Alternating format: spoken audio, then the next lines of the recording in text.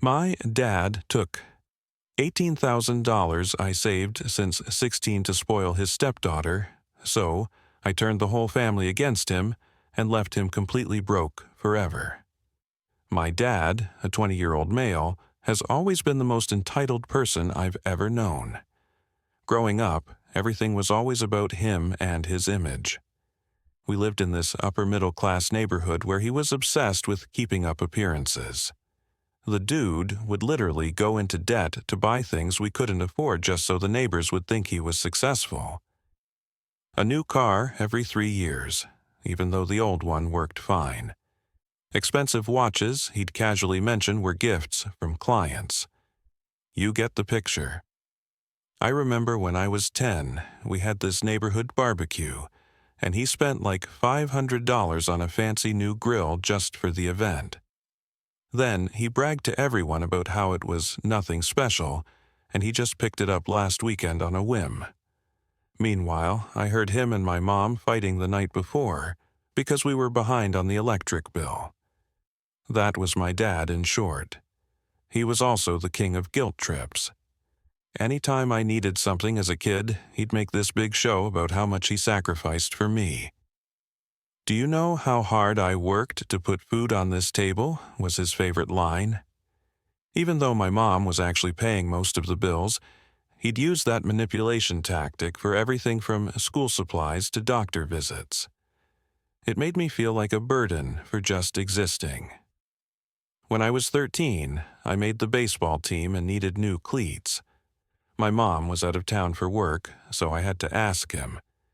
You'd think I'd asked for a Ferrari the way he carried on, sighing dramatically, making calls to move some money around, telling me we'd have to tighten our belts for the rest of the month. Then, the next weekend, he bought himself new golf clubs that cost literally 10 times what my cleats did.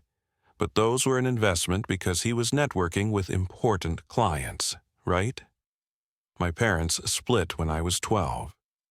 The divorce was nasty, mostly because my dad couldn't accept that my mom was the one who wanted out. His precious ego couldn't handle being the one left behind. He dragged out the proceedings for almost 2 years, fighting her on every little thing, even when it made no sense financially, pure spite. During the divorce, he actually tried to get primary custody of me. Not because he wanted me around, but because he knew it would hurt my mom and he'd get more child support. When the judge saw through his nonsense and gave my mom primary custody, he acted heartbroken in court. Then he took me for fast food afterward and spent the whole time on his phone ignoring me. That was the last time he pretended to want me around. Then came Karen. He met her at some work function about 6 months after my mom moved out. Karen was your typical trophy wife material, 10 years younger than him, always perfectly put together and desperate to climb the social ladder. She laughed at all. His jokes stroked his ego and basically worshipped the ground he walked on. Exactly what he needed after the blow to his self-esteem from the divorce. Karen had her own agenda from day one. She'd been a single mom struggling to maintain her lifestyle after divorcing some rich guy who turned out to be not so rich. Funny enough, she was smart enough to keep her assets separate. The house was in her name from the jump. Guess she wasn't as naive as she acted. My dad was her meal ticket back to the country club. She knew exactly how to play him, acting impressed by his success, asking his advice on everything, and making him feel like the big man. It was honestly embarrassing to watch. She had a daughter, a 17-year-old named Mackenzie from her previous marriage. From day one, Mackenzie was treated like royalty in that house. She was the same age as me, but that's where the similarities ended. While I was average in pretty much every way, Mackenzie was this conventionally pretty, popular cheerleader type who knew exactly how to manipulate adults to get what she wanted. She had my dad wrapped around her finger within weeks. She'd pull stunts like calling him Daddy. Her real dad was still in the picture, by the way, and she'd do this fake helpless act whenever she needed something. "Daddy, I don't understand this math homework," she'd say with a pouty face. And suddenly, my dad, who never once helped with my homework, is clearing his schedule to sit with her for hours. Meanwhile, I'd be struggling with a school project in the next room and get told to figure it out because I needed to learn independence. By the time they got married, barely a year after my parents' divorce was finalized, and the dynamic was instantly set. My dad and Karen would spend ridiculous amounts of money on Mackenzie while I got the bare minimum, and I mean the bare minimum. I remember one Christmas when Mackenzie received a MacBook Pro and designer clothes, while I got whatever Karen felt like giving me. Karen enabled all of this. She'd give these fake concerned looks whenever I pointed out the obvious favoritism, saying things like, "Well, Mackenzie's going through so much with the adjustment," or, "Your father just wants to make sure she feels welcome in the family." This went on for years. Meanwhile, Mackenzie was fully aware of what was happening and would smirk at me behind their backs. Once, I overheard Mackenzie and her friends laughing about how she could get my dad to buy her anything. All she had to do was do the sad eyes thing and call him Daddy. And bam, new phone. They were literally mocking how easy he was to manipulate while wearing the clothes he bought her. When she saw me listening, she just winked. I started spending most of my time at my mom's place, only going to my dad's every other weekend as required by the custody agreement. Even then, half the time he'd have to work or would be taking Karen and Mackenzie on weekend trips that I somehow wasn't invited to. When I was there, I was treated like an inconvenient house guest rather than family.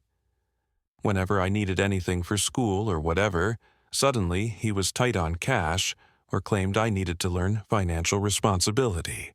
But there was always money for Mackenzie's dance competitions, cheer camps, or whatever hobby she picked up for 2 weeks before getting bored.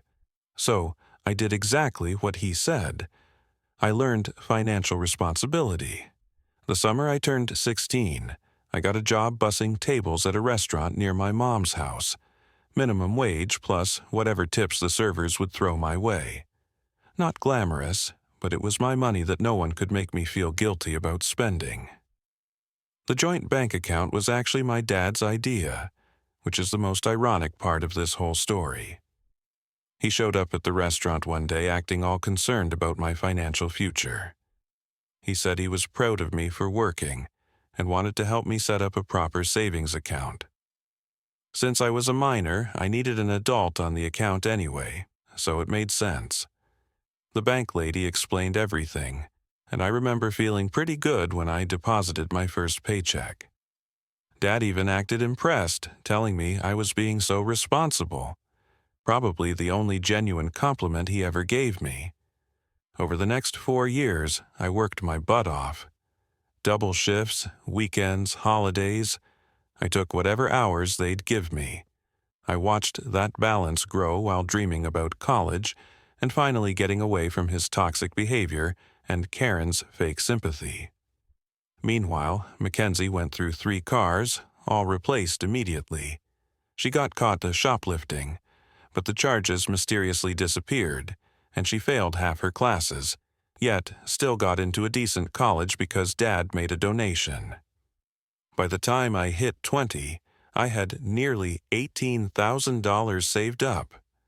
Not life-changing money for most people, but for me, it was a big deal. I had it all planned out. Another year of saving, and I'd have enough to cover my first 2 years of tuition and a decent apartment near campus. I'd applied for some scholarships too and was waiting to hear back. For once, things were looking up. I was careful with that money too. No impulse purchases, no splurging. Even when my piece of crap car died, I took the bus for 6 months rather than dip into my savings. I fixed my own phone when the screen cracked instead of buying a new one. Every dollar represented freedom from my dad and his nonsense. Then came that day at the bank. It was just a normal Tuesday. I stopped by before my shift to pull some cash for the weekend. Simple transaction. done it a million times before. But this time, the teller's face changed when she looked at her screen. My stomach dropped before she even said anything. "I'm sorry, but there are insufficient funds in your account." I just stood there blinking like an idiot. Those words didn't compute. I asked her to check again, thinking it had to be a mistake. She clicked around for a bit and then turned the screen so I could see it. A withdrawal, the entire balance. All $18,000 and change, gone. The date stamp showed it had happened barely a month ago. That's when everything clicked. Mackenzie's sudden trip to Cancun with her friends, the designer clothes she'd been posting on Instagram, her caption about the best surprise ever from the best dad ever, all paid for with my money. Money I'd earned working doubles while she was out partying and posting selfies. I walked out of that bank feeling like I was going to throw up. I sat on a bench outside and called him right there. He picked up, and I didn't waste time with small talk. I straight up asked him why he'd emptied my account. His response? "You don't need it right now, Mackenzie. You can always earn more later." Just like that, as if my 4 years of hard work meant nothing. Like what I had saved was just pocket change I could easily replace. Like his stepdaughter somehow deserved my money more than I did. That was the moment I decided this manipulative, entitled man was finally going to learn what consequences felt like. After I hung up on my dad, I just sat on that bench outside the bank for about an hour, shaking with rage. I've been angry before, but this was different. This was next-level fury that made my vision blur. 4 years of my life, thousands of hours of work. All my sacrifices gone in one transaction so Mackenzie could post bikini pics from Cancun. I couldn't just let this slide, not this time. This wasn't about the money anymore. It was about years of being treated like I didn't matter. Years of watching him bend over backward for his new family while tossing scraps my way. When I could finally think straight enough to move, I called my mom. She's always been the level-headed one, and I needed someone who wouldn't tell me I was overreacting. When I told her what happened, she went dead silent. Not because she didn't believe me. She knew exactly what he was capable of, but because she was calculating just how low he'd sunk this time. "Come over now, bring all your bank statements," she said in a tone I rarely heard from her. I crashed at her place that night, both of us too angry to sleep. By morning, she'd already made a dozen calls and had her laptop open with about 20 tabs. My mom might look like a sweet kindergarten teacher, but cross her kid, and she turns into a darn tactician. The first thing we did was call the bank to understand our options. The answer was exactly what I feared. Since he was a joint account holder, he legally had every right to withdraw the money. Technically, it wasn't theft. Morally messed up beyond belief, but not illegal. "So, we can't get the money back through the bank," my mom said after hanging up. "But that doesn't mean we're powerless." That's when we started mapping out the plan. If we couldn't hit him legally, we'd hit him where it actually hurt, his precious reputation and financial stability. See, my dad's whole identity is wrapped up in how others perceive him. Mr. Successful, Mr. Family Man, Mr. Pillar of the community. The man would rather die than have people know what he's really like. And his finances are a total house of cards. My mom had witnessed it during their marriage. He'd spend way beyond his means to keep up appearances, taking out loans to pay other loans, the whole deal. Step 1 of the plan, expose him publicly. I started with calls to family members, my paternal grandmother first. She'd always been nice to me, even though we weren't super close. When I told her what happened, she first asked if I was sure there wasn't some misunderstanding. I expected that. Nobody wants to believe someone in their family could be that awful. So I emailed her the bank statements showing the complete withdrawal.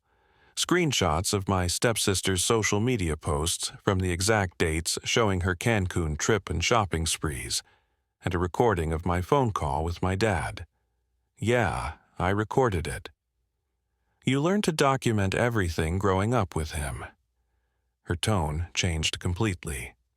I always knew your father had issues, she said, but I never thought he'd stoop this low, not with his own child's future. I didn't stop there. I called every relative, every family friend, every connection we had in common. Some didn't believe me at first, others made excuses for him.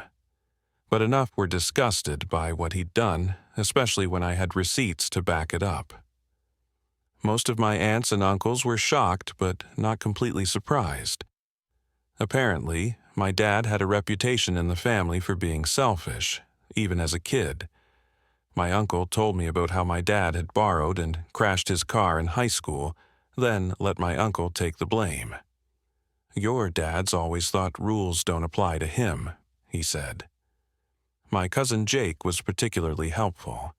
He works at a credit union and was furious when he heard what happened. Public records are your friend, he told me, explaining how to look up financial information that might help later. More on that in a bit. Then I took it nuclear. I wrote a detailed Facebook post. No dramatics, no name-calling, just the cold hard facts with screenshots as proof. I explained how I'd worked since I was 16 to save for college, how I discovered all my money was gone, and how I found out it. I was funding my stepsister's luxury vacation when I ended up asking a simple question. What kind of father steals his child's education fund to buy his stepdaughter designer clothes? But I didn't just post it on my page. I shared it in our neighborhood Facebook group and the group for his golf club, tagging every family member and family friend I could think of. Then I sat back and watched the chaos unfold. The impact was immediate. The post exploded within hours. Comments, shares, and messages flooded in from people I hadn't talked to in years. Everyone wanted to know if it was true, and they were horrified when I proved it was. People from his work saw it too. It turns out one of his key co-workers is married to one of my mom's friends, and they shared it with their entire department. Dad's boss saw it. Clients saw it. Everyone saw it. My stepsister Mackenzie was the first to respond, commenting some nonsense about how she had no idea where the money came from and how I was trying to ruin her relationship with her dad. But she deleted her comment and blocked me within minutes. Karen, my stepmom, sent me a long private message about how I was being childish and airing family business in public. She claimed I didn't understand their financial situation. I posted that too with the caption, "Apparently, stealing $18,000 from your stepson is just family business these days." By evening, my dad's phone must have been blowing up because he called me, raging. He wasn't sorry. He was furious that I'd embarrassed him and made him look bad. People were calling him about it. His boss had even pulled him aside at work to ask about the situation. Not once did he apologize or acknowledge that what he did was wrong. He was just mad that I'd exposed him. He threatened to cut me off completely if I didn't delete the post immediately. I laughed at that. Cut me off from what? You already stole all my money. There's nothing left for you to take. When he tried to guilt me about destroying his reputation, I just replied with his own words. You don't need your reputation right now. You can always rebuild it later. The silence on the other end of the line told me I'd hit the mark. When he finally spoke, his voice had a dangerous edge. You're going to regret this. Not as much as you will, I replied and hung up. That night, the real work began. I remembered my cousin Jake from the credit union. He couldn't access my dad's records directly. That would be illegal, but he pointed me toward public resources where I could dig up dirt. Your dad cares about his image, right? Jake said. Well, financial problems don't stay hidden forever, especially from the people in his house. You just need to know where to look. Jake showed me how to search county records online and taught me about tax liens, property records, court judgments, all that stuff. He even helped me set up alerts to know if any new records got filed under my dad's name. I spent the next week digging through every public database I could find: county records, court databases, property information, business filings. I wasn't just angry anymore, I was focused and methodical, out for blood. The county website was a gold mine. Turns out you can see if someone has tax liens, judgments, or property records, all public info. I found 3 tax liens from the past 5 years, a judgment from a credit card company he defaulted on, and multiple late payments on their mortgage. Nothing massive individually, but together they painted a picture of a man drowning in debt while pretending to be successful. I also found out he'd taken a second mortgage on the house just 2 months ago. I'd bet anything that's where some of the money for Mackenzie's trip came from, on top of my savings. Then I remembered something. When I was cleaning out my old room at his house last year, I found a stack of mail he'd hidden behind some books in his office. I'd ignored it then, thinking it was nothing important. Now I realized it might be financial stuff he was hiding from Karen. I called my old high school friend Melissa, who still had a key to Dad's house. She sometimes pet sat for them when they were away. She owed me for covering her shifts last summer, so she agreed to check if that stack was still there during her next visit. Jackpot. Not only was it there, but it had grown. She snapped photos of everything: collection notices, late payment warnings, loan rejection letters. There was even an application for a personal loan where he'd listed his income as $50,000 more than he actually made. The dude was in way deeper than even I'd thought. Melissa also found letters from 3 different credit card companies threatening to close his accounts due to late payments. And get this, she found a 4th maxed-out credit card statement hidden in a golf magazine, all dated within the last 2 months. My dad's house of cards was already wobbling before I came along. The final piece came from social media stalking. I created a spreadsheet tracking all their visible expenses over the past year: vacations, restaurants, Mackenzie's shopping hauls, the new patio furniture, everything they'd posted about buying. Then I compared it with what I knew about my dad's salary from when he bragged about raises. I even went back through old posts and added up what they'd spent on Mackenzie's Sweet 16 party, her car, her graduation trip to Hawaii, and all the designer stuff he'd bought her. Conservatively estimated, they'd spent over $40,000 just on Mackenzie's luxuries in the past year. No way his salary covered that, plus their mortgage, car payments, country club fees, and Karen's shopping addiction. The math wasn't adding up, not even a bit. Either he'd won the lottery, or he was financing their lifestyle with massive debt. With this information, I could have gone directly to Karen with everything, but that felt too obvious. Instead, I created an anonymous email account and sent selected documents to his boss and a few key coworkers. My dad worked at a financial services firm where reputation and trustworthiness were everything. An employee with hidden money problems and judgments against them, not exactly the image they wanted to project. I also accidentally left a folder of printouts where Mackenzie would find them during one of her rare visits to drop off some of my old mail. She was nosy enough that I knew she'd look, and she'd definitely show her mom. But I didn't stop there. I sent an anonymous tip to the IRS suggesting they might want to look into my dad's tax returns for the past few years. I had no idea if he'd actually committed tax fraud, but given everything else, it seemed likely. And even if they found nothing, the audit alone would be a nightmare for him. I also contacted the ethics department at his firm anonymously, suggesting they review his client accounts for any irregularities. Again, no idea if he'd done anything wrong at work, but the investigation would put him under a microscope. The trap was set. All I had to do was wait for everything to explode. And explode it did. But I had no idea just how badly things would go down when my dad finally realized he was cornered. I thought it would take at least a week for everything to blow up. Nope. It took exactly 48 hours. My phone went crazy Tuesday night with texts from family. Apparently, my dad got called into some emergency meeting with his boss that afternoon.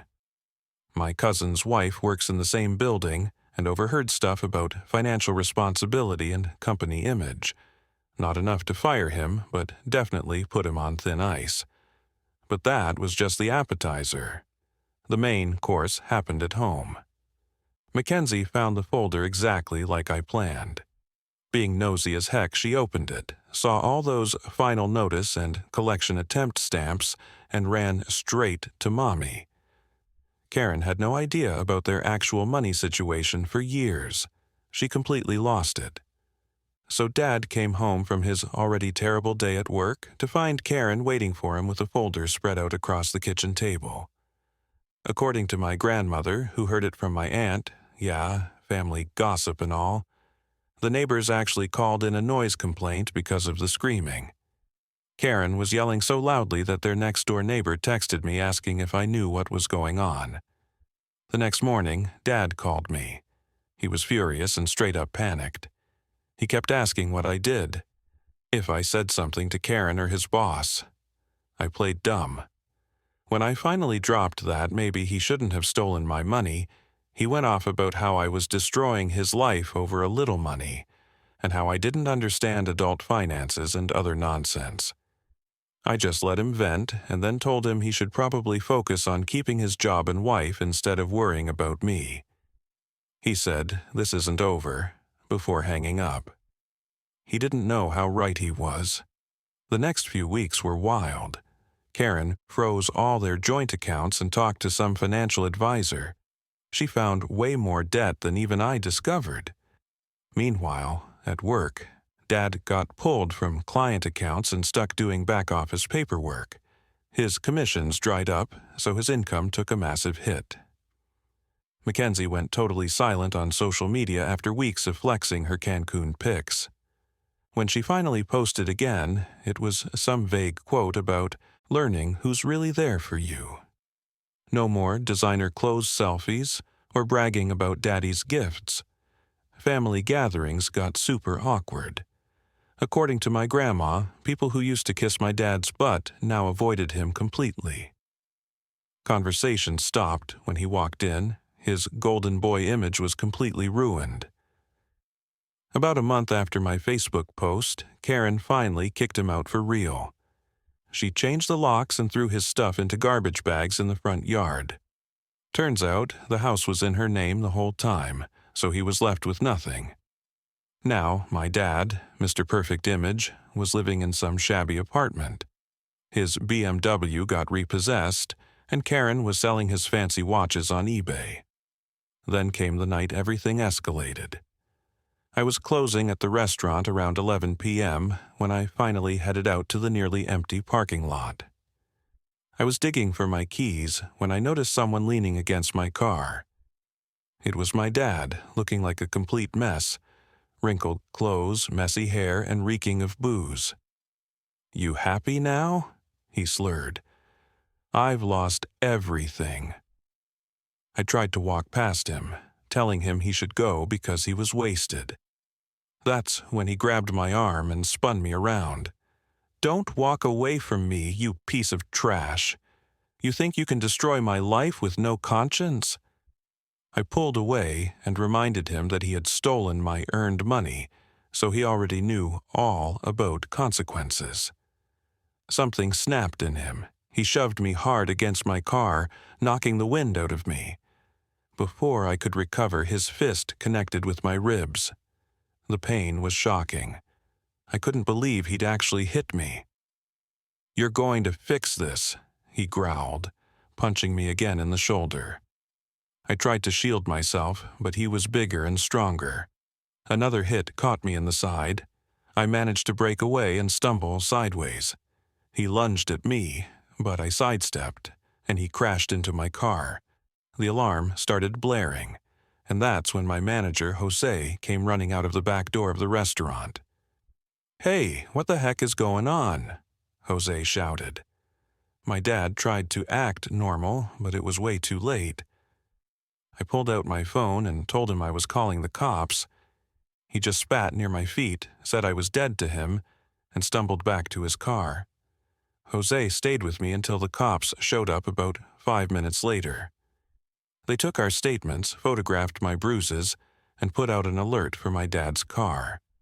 They caught him trying to drive home, and added a DUI to his assault charges. I went to the hospital, just bruising, no broken ribs, thank God, and filed for a restraining order that night. When they asked if I wanted to press charges for assault, I didn't hesitate to say yes. I stayed at my mom's that night. She wasn't surprised he'd snapped when he lost control of his precious image. By morning, the whole family knew. Any support Dad had left was gone. My grandmother texted me, apologizing for ever defending him and asking what I needed. The assault case changed everything. This wasn't just some family drama anymore, it was public record. My dad wasn't just the guy who played favorites, he was the guy who beat up his own son in a parking lot. The assault case changed everything. What started as family drama became something my dad couldn't talk his way out of.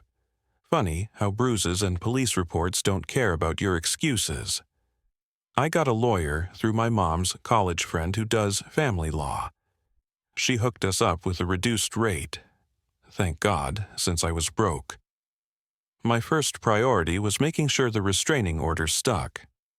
Dad couldn't come within 500 feet of me, my home, or my work.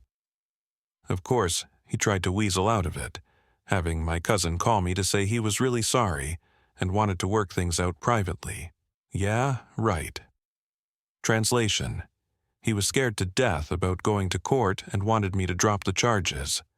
My lawyer told me to ignore all that noise. Court was pretty much what you'd expect. I showed up with my mom, still nursing wrapped ribs and fading bruises. Dad showed up alone and pathetic, no Karen or Mackenzie backing him up. Shocker.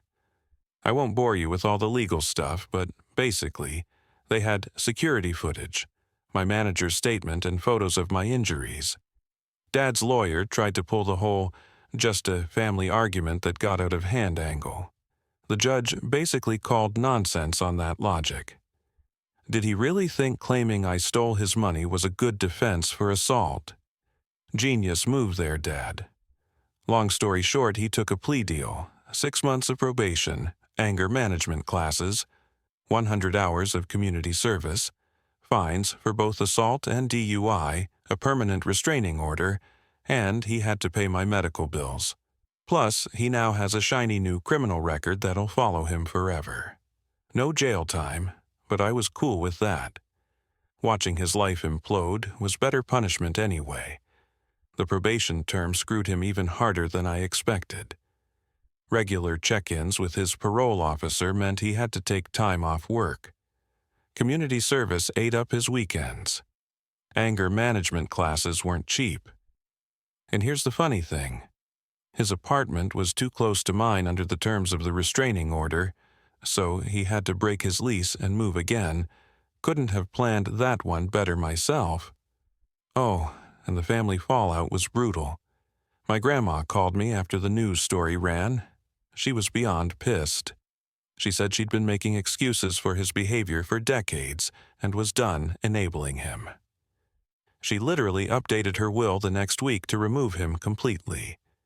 Dad had been counting on that inheritance to fix his money problems, so oops. Meanwhile, I focused on rebuilding. The victim services people hooked me up with emergency financial aid for college. It wasn't the full amount Dad stole, but it was enough to get started. Mom co-signed a small loan for the rest. I found a cheaper apartment with a roommate, picked up more shifts, landed a small scholarship, and bought myself a decent used car with my own money. It was the first thing I owned outright, no strings attached. It wasn't the smooth ride I'd planned after saving for years, but I was making it work. Most importantly, I was free from his nonsense forever. The restraining order was basically a dad-repellent shield. About a month after court, Karen was divorcing him and had found even more financial secrets during discovery. He'd been taking out credit cards in her name, skimming from their savings, and even borrowing against their house without telling her. The final nail in Dad's coffin came about 2 months after court when his firm finally fired him. They'd kept him on desk duty through the legal stuff, but once everything was official, they cut him loose for violating company ethics policy. Translation: We don't want a convicted abuser managing people's money, you psycho. With no job, no wife, mounting legal bills, and a criminal record, he ended up in a roach motel apartment in the next city over, working at a call center. The guy, who used to brag about his corner office, now spends his days getting yelled at by strangers about their cable bills. Life comes at you fast. Sometimes I wonder if I went too far. Then I remember him stealing my future without a second thought. I remember the feeling of his fist hitting my ribs. He made his choices. I just cashed the karma.